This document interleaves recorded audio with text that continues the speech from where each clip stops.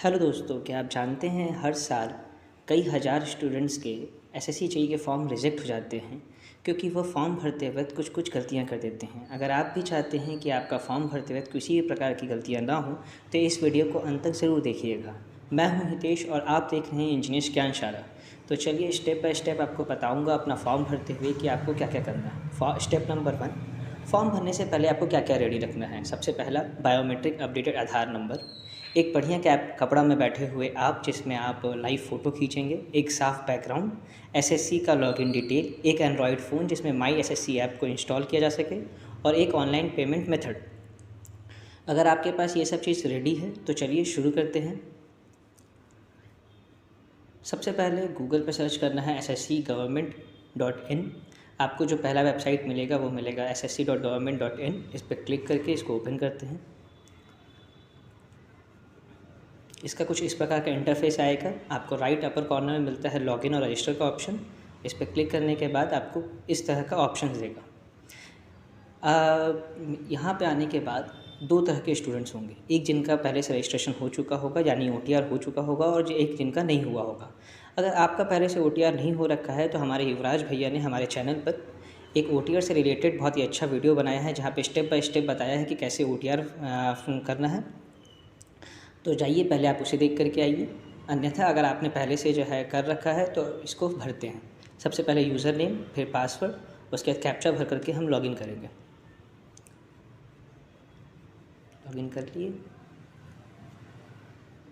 उसके बाद फिर कुछ इस प्रकार का स्टेप आएगा। अगर आपका ओटीआर 1-2 साल पहले हो रखा है और आपने इस साल कोई भी फॉर्म नहीं भरा है तो आप एडिट रजिस्ट्रेशन डिटेल्स में जा कर के अपने आधार का वेरिफिकेशन चेक कर लें कि आपका आधार वेरीफाइड है कि नहीं है।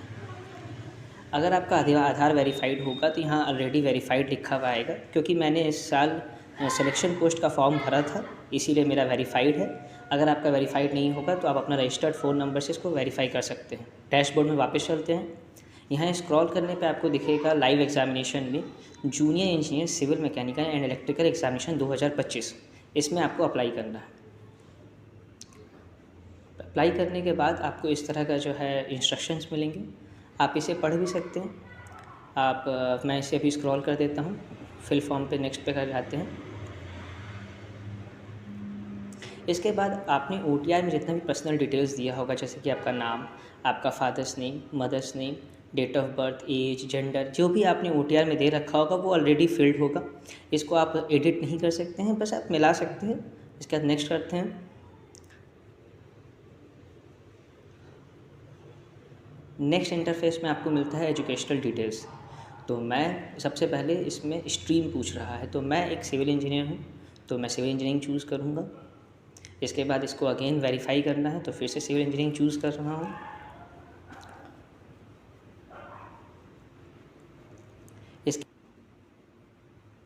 इसके बाद आपको अपना highest qualification, educational qualification choose करना है। अगर आपने पहले बीटेक कर रखा है तो आप ग्रेजुएशन चुनिए, लेकिन मैंने डिप्लोमा कर रखा है तो मैं डिप्लोमा बेसिस से भरूँगा इसको। इसके बाद जो है एजुकेशनल क्वालिफ़िकेशन जो कि एग्ज़ाम के लिए रिक्वायर्ड है। अगर आपने बीटेक कर रखा है तो आप बीटेक चूज़ कर सकते हैं। फ़िलहाल मैं डिप्लोमा चूज़ कर रहा हूँ। Again civil engineering subject choose कर रहा हूँ। इसके बाद अकॉर्डिंग टू एसएससी कुछ बच्चे हैं जो अपीयरिंग में भी इसमें पार्टिसिपेट कर सकते हैं और कुछ हैं जो पास होने के बाद अपीयर कर सकते हैं। तो मैं ऑलरेडी पास हो रखा हूँ तो 2024 में पासिंग ईयर है मेरा। इसके बाद मेरा बिहार स्टेट है। अब इस वाले ऑप्शन में क्या होता है कि बहुत सारे स्टूडेंट्स का बोर्ड का नाम नहीं होता है तो वो घबरा जाते हैं। इसमें घबराने की ज़रूरत नहीं है, मेरा भी बोर्ड इसमें नहीं है। तो आप अदर्स का ऑप्शन चूज़ कर सकते हैं। अदर्स का ऑप्शन चूज़ करने के बाद आपको अपना बोर्ड का नाम लिखना होगा, जैसे कि मेरा SBTE है, SBTE। इसके बाद आपको अपनी यूनिवर्सिटी का रोल नंबर लिखना होगा। अगर आप कंफ्यूज हैं कि किस सेमेस्टर का रोल नंबर का इस्तेमाल करें तो आप यहाँ पे सिंपली अपना रजिस्ट्रेशन नंबर भी डाल सकते हैं, जो कि मैं भी अपना रजिस्ट्रेशन नंबर डाल रहा हूँ। इसके बाद आपको अपना परसेंटेज डालना है फाइनल ईयर का। अगर आप अपीयरिंग में हैं तो जो लास्ट सेमेस्टर आपने पास किया है उसका भी परसेंटेज डाल सकते हैं। मेरा 81.55 था। Save next. अब आप एक्स सर्विसमैन हैं के बेटे हैं या फिर फैमिली मेम्बर से बिलोंग करते हैं तो यस कीजिए, अन्यथा नो। अगर कोई एज रिलैक्सेशन लेना चाहते हैं तो यस कीजिए या फिर अन्यथा नो। इसके बाद थर्ड पॉइंट बोल रहा है कि आपको फर्दर प्रमोशंस के लिए अपना पर्सनल इन्फॉर्मेशन आप शेयर करना चाहेंगे कि नहीं, तो आप इसमें यस कर दीजिए। ओके। फिर उसके बाद आपको अपना एग्ज़ाम सेंटर का प्रेफरेंस चूज़ करना है। आप अपने शहर के अकॉर्डिंग इसमें तीनों शहर चुन सकते हैं।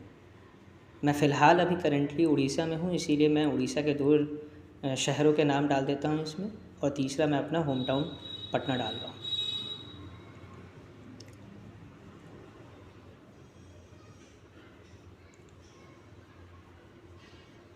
ये हर बच्चों का अपना अपना हो सकता है। आप कोशिश कीजिए कि आप तीनों ही अपने घर के सबसे नज़दीक डालिए, ताकि आपको कहीं भी सेंटर दे तो आपको जाने में कोई दिक्कत ना हो। इसके बाद बाकी सब में अगर आपको कोई फ़िज़िकल लिमिटेशंस नहीं हैं तो नो कीजिए, डिसेबिलिटी नहीं है तो वो ऑलरेडी ऑप्शन में नहीं है, और फिर सेव एंड नेक्स्ट करते हैं।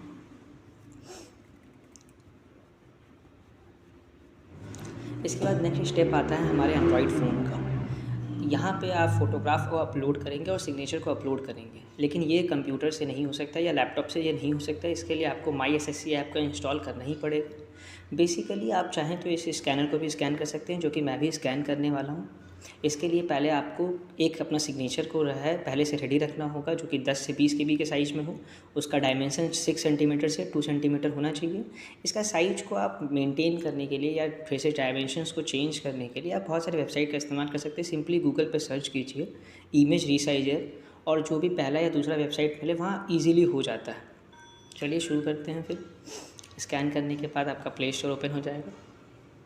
वहाँ से माई एसएससी को इंस्टॉल कर लीजिए। It will take few minutes में बी डिपेंड अपॉन आपका इंटरनेट स्पीड कैसा है।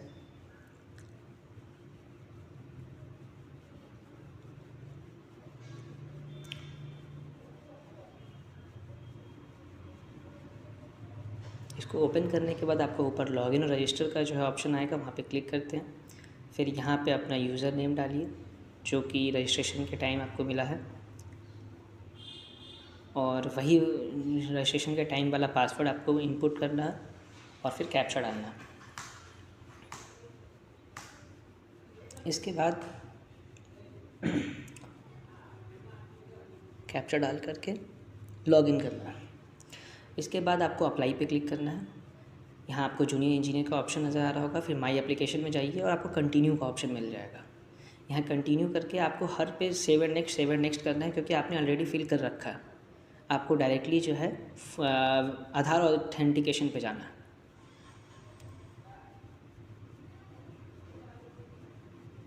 अब आधार ऑथेंटिकेशन उन्हीं का होगा जिन्होंने अपना आधार ऑलरेडी बायोमेट्रिक अपडेट कर रखा है। अगर आपने पहले अपना बायोमेट्रिक अपडेट नहीं करवाया है तो मैं आपको सजेस्ट करूंगा कि पहले आप जा करके अपना बायोमेट्रिक अपडेट करवाइए। ये मे बी 3 से 4 दिन का प्रोसेस है। अगर आपने बायोमेट्रिक अपडेट नहीं करवाया तो ये प्रोसेस नहीं हो पाएगा कंप्लीट। अगर आपने करवा लिया है तो आपको ये 4 स्टेप्स पहले फॉलो करने होंगे। आपका फेस जो है वो सर्कल के बीच में होना चाहिए, वो अच्छे से लाइट के कंडीशन में होना चाहिए। आपके चेहरे पे ना चश्मा होना चाहिए, ना मास्क होना चाहिए, किसी भी तरीके से कवर्ड नहीं होना चाहिए। और एक बार जो है अपीयर हो जाएगा प्रॉम्प्ट, उसके बाद आपको एक बार ब्लिंक करना है को, जैसे मैं करने वाला हूँ अभी। ब्लिंक कर लिया, उसके बाद ये अपने आप आधार जो है ऑथेंटिकेट हो जाएगा। इसमें सक्सेसफुल भी दिखाएगा। इसके बाद आपको अपना फ़ोटो लाइव कैप्चर करना है। इसके लिए आपको एकदम क्लीन बैकग्राउंड चाहिए और एक अच्छा कैमरा वाला फ़ोन होना चाहिए। आप देख सकते हैं जैसे मैंने अपना वेरीफाई किया है, आप भी अपना वेरीफाई कर सकते हैं। उसके बाद जैसा मैंने आपको इंस्ट्रक्शन बताया था सिग्नेचर के लिए, आपको वैसा सिग्नेचर अपलोड कर देना। ये एक बार सक्सेसफुल हो जाने के बाद हम लोग वापस से लैपटॉप की ओर बढ़ेंगे। आप चाहें तो फर्दर मोबाइल से भी कर सकते हैं, लेकिन आई प्रेफर लैपटॉप। इसके बाद माई एप्लीकेशंस में जा कर के एप्लीकेशन डिटेल में चाहिए जूनियर इंजीनियर के। उसके बाद ईयर सेलेक्ट करना है 2025। और उसके बाद आपको कंटिन्यू का ऑप्शन मिलेगा, इस पर क्लिक कीजिए। फिर उसके बाद सेव एंड नेक्स्ट कीजिए, जहाँ तक आपका ऑलरेडी प्रोसेस कंप्लीट हो चुका था। Save and next again save and next, again save and next. हम वापस उस पोजीशन पे पहुंच गए जहां हमने लैपटॉप को छोड़ा था, जहां पे फेस ऑथेंटिकेशन जो है सक्सेसफुल दिखा रहा है। मुझे मेरा फ़ोटो नज़र आ रहा है, मुझे मेरा सिग्नेचर अपलोडेड नज़र आ रहा है। अब सेव एंड नेक्स्ट करते हैं। इसके बाद आपको अपने फॉर्म का प्रीव्यू नज़र आएगा। आप यहाँ से एक एक करके अपने डिटेल्स को मिला लीजिए कि कुछ भी गलत ना हो। जो ऑलरेडी OTR में भरा हुआ था आप उसको एडिट नहीं कर सकते हैं। उसके अलावा जितना भी चीज़ आपने भरा था, जैसे कि एजुकेशनल डिटेल्स भरा था, एजुकेशनल क्वालिफ़िकेशंस भरे थे, उसको आप अपर कॉर्नर पे एडिट से कर सकते हैं। आप मेक श्योर कि आपके सारे इन्फॉर्मेशंस करेक्ट हों, बाद में आपको किसी प्रकार की परेशानी ना झेलना पड़े टीवी के टाइम पे। सेव एंड नेक्स्ट करते हैं क्योंकि मेरा सब कुछ सही है। इसके बाद आपको डिक्लेरेशन के लिए आई अग्री और एक कैप्चा भरना होगा।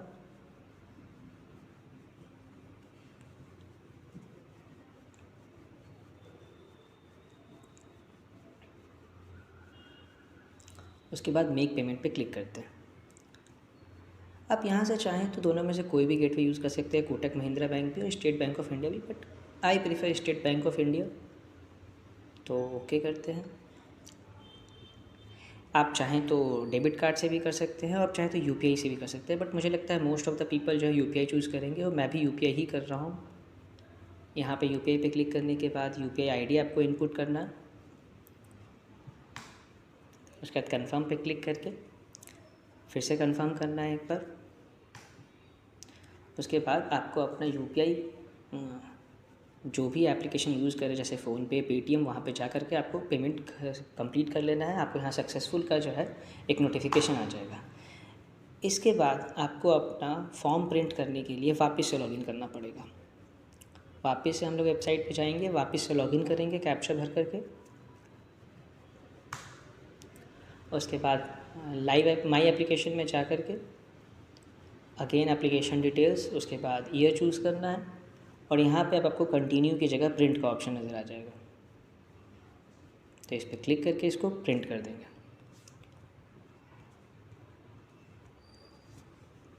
जैसा कि आप देख सकते हैं कि मेरा फॉर्म भर चुका है, यहाँ प्रिंट का ऑप्शन मिल गया।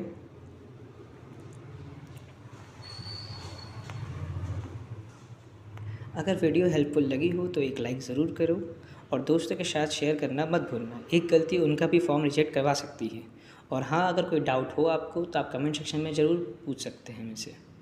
Best of luck for your SSC JEE 2025। Thank you.